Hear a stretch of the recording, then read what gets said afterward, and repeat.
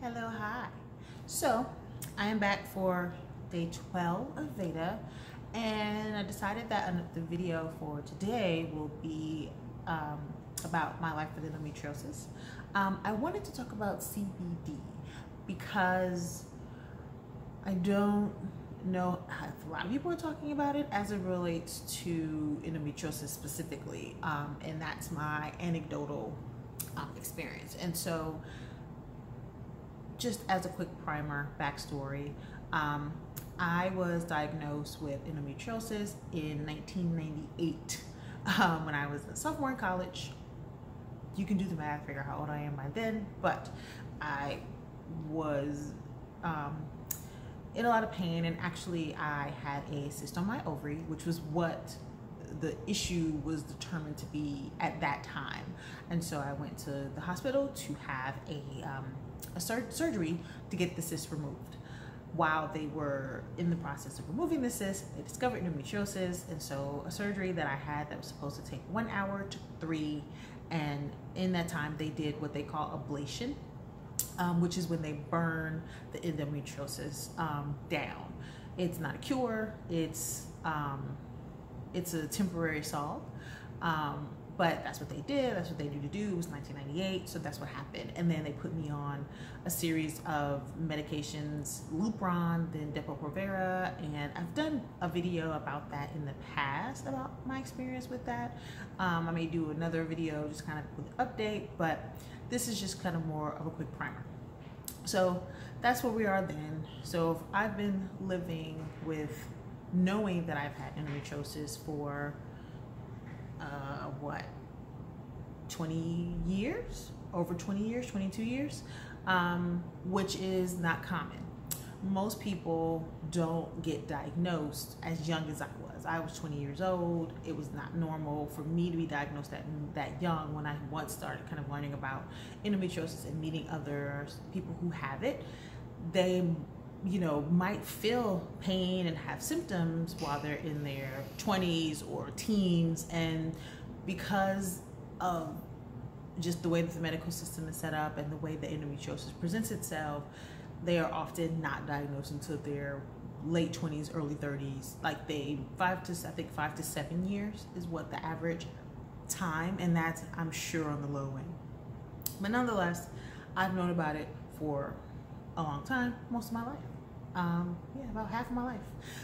And so I have, of course, ebbed and flowed and had all my different experiences, but in, I don't know, about 6 or 7 years ago, I started to just become acutely aware that my way of dealing with it, because I largely treated by over-the-counter medicine. It took a long time for me to ever be prescribed by the doctors any type of strong painkillers. And by strong, for me, it was like 800 milligram ibuprofen. Like, I never would get that. Whenever I would go to, and I'm sure this could speak to some of the issues with kind of medical racism, but I'm not gonna dive into that this video, but I'm just saying, I'm sure it could speak to that, because whenever I would go, the doctors would always tell me, you know what, just take ibuprofen. Like, they never wanted to ever give me anything that was stronger. And it could be because they just thought I was not in, they didn't think I was in very much pain. They didn't really pay attention to me as a patient to understand how I present when I'm in pain. They just thought that, it's not that bad, it's just cramps, she just needs to take some ibuprofen, which is what they always told me to take over-the-counter medicine. So that's how I managed my pain, with ibuprofen. But there would be times where I would take so much ibuprofen that I would get ibuprofen headaches. It's the thing, I had to look it up, because I was like, is this a real thing? And yes, and it's like these really heavy, painful headaches. And it was because I had just basically pumped my body filled with ibuprofen. And what is too much for me? There have been times where I would be taking 4 ibuprofen every 3 hours. You're supposed to take 2 every 8 hours. So I was taking 4 every 3 hours. So, and not just for like a day or two, like 3, 4, sometimes 5 or 6 days straight, sometimes a full week straight. I'm taking this every 3 hours just to function, because I would be in pain and it would just be consistent ongoing pain.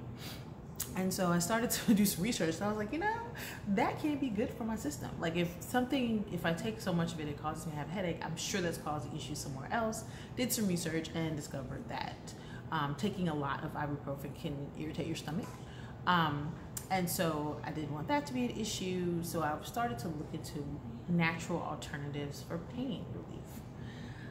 I didn't really do very well, so continued to kind of do the ibuprofen thing, but really I just started to kind of wean myself off of it, which really led to me white knuckling a lot of really bad pain moments, where I would just take 2 and then just kind of power through, which is kind of what I do now, even though I've gotten to the point where it kind of can be managed with just 2 at a time, and I try not to take like 2. I try to keep it on tough times every 4 hours.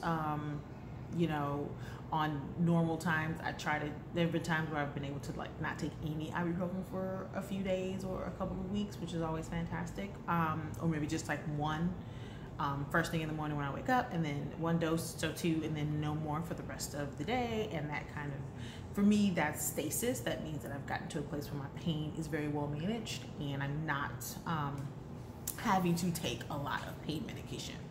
But when I have flares, I will definitely find myself kind of going back to old habits that work, like taking that many pills just works.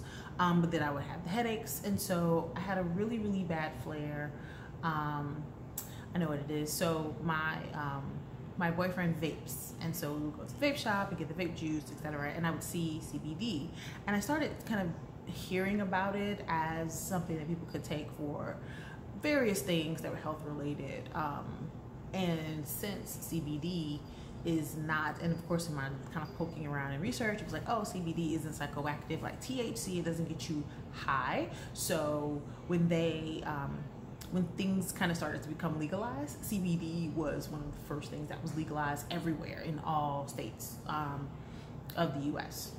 I can speak only for the US, so I only am. And I live in Georgia, which is very, very, very conservative state. I'll leave it at that, which means I'm sure they're going to be like in the final wave of legalization, and we'll fight it as long as they can. True legalization, because right now they have like slight legalization for a very specific list of conditions and diseases. But nonetheless, I found out about that, and I had actually gotten pneumonia and got really sick. And the antibiotics that they gave me for pneumonia caused me to flare really badly. So I was in a lot of pain. And to the point where I stopped taking the antibiotics. Like I was in so much pain, anguish. I was sleeping on my heating pad. I had heating pad burns because I was in, so I couldn't, it was, nothing worked. Nothing I took made the pain go away. So I stopped taking the antibiotics and just kind of was like, I'm just gonna power through. I had a very mild pneumonia. So I don't recommend that, but when you're in that much pain, it's like you have to make decisions so you can function. Thankfully, and not thankfully, it was in December, so I wasn't working. I was able to not like have to work because it was a slow season. But nonetheless, I was in a lot of pain and really just trying to find a way to extend my ibuprofen where I wouldn't have to keep taking so much of it. And it just so happened that we went to Myrtle Beach with, my parents would go to Myrtle Beach for Christmas, New Year's. And so we went with them, and we were, and even before that, it was before that, sorry, I'm getting my details mixed up. Before that, I was trying to power through, was feeling a little bit better, but still in a lot of pain. And so we had gone to the vape shop, and he was looking at the vape stuff, and I was like, you know what, let me look at this CBD stuff. And they had some gummies, and so I was like, you know what do I have to lose? Let me try some CBD gummies. So I bought a little thing of gummies and was taking them, and like, I won't say it was miraculous, but it really, really helped. It helped. So I would, you know, take my ibuprofen I would eat a gummy, just one gummy. Like I wasn't mainlining the gummies like they were regular candy. I was treating them like medicine. I took one gummy. I'm sure it had maybe 10, maybe 11 grams of CBD in it, or however much CBD in it. Not a lot, definitely on the low end. And I noticed a marked difference in my pain relief. I was able to begin to space out my ibuprofen. So it wasn't like I quickly stopped taking ibuprofen. That it was not like that. It wasn't like a miracle drug or anything, but it helped. And so from then I was like, you know what? I'm just gonna incorporate this into my pain management, because this is I'm only like eating 1 or 2 gummies a day. Like it wasn't like I was going through a whole bag to try to make up the difference. No, it was just really doing a good job. So it worked really well. And from then on, and that was about 3 years ago, 2017, I believe, 2017. From then on, I have incorporated CBD into my pain management, and I really like it. It works well for me. It allows me to take less ibuprofen. And I've tried different, I was vaping it at one point. Vaping didn't seem to work so well for me, as far as with pain management. Like I'm sure people, if you vape it for other reasons, it might work, but for me, it wasn't working so much. And then I found if I just eat it, so that's when I would kind of go with the gummies. I tried the tincture. It's a heavy oil, so the texture of it is really tough, and then it just tastes like CBD, which does not taste good to me.